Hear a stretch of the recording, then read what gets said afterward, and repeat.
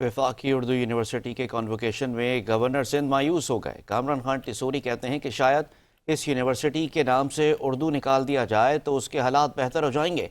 डर है कि इसे चलाने के लिए फलाही इदारों का सहारा ना लेना पड़े। यूनिवर्सिटी कराची में होने के बायस उसके असातिज़ा और मुलाजमीन तनख्वाहों और पेंशन से महरूम हैं। अवाम से कहता हूँ कि हक ना मिले तो उसे छीन लिया जाए। मज़ीद तफसीलात इस रिपोर्ट में देखिए।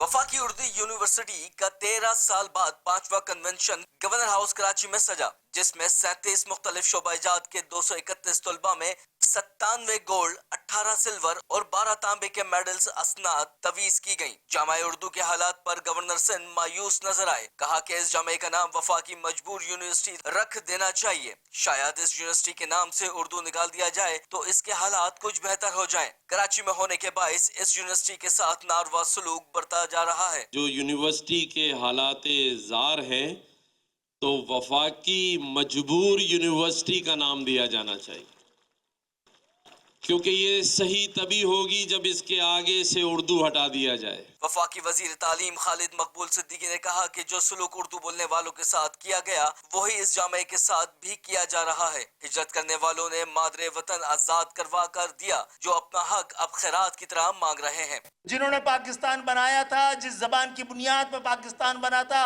उस जबान की तरवीज के लिए उसके नाम के साथ जो यूनिवर्सिटी पाकिस्तान में उसके साथ वही सलूक किया जा रहा है जो जबान के बोलने वालों को, जिनकी मादरी जबान उर्दू रही है। ये उर्दू सिर्फ हमारी मादरी जबान नहीं, पाकिस्तान की कौमी जबान भी है।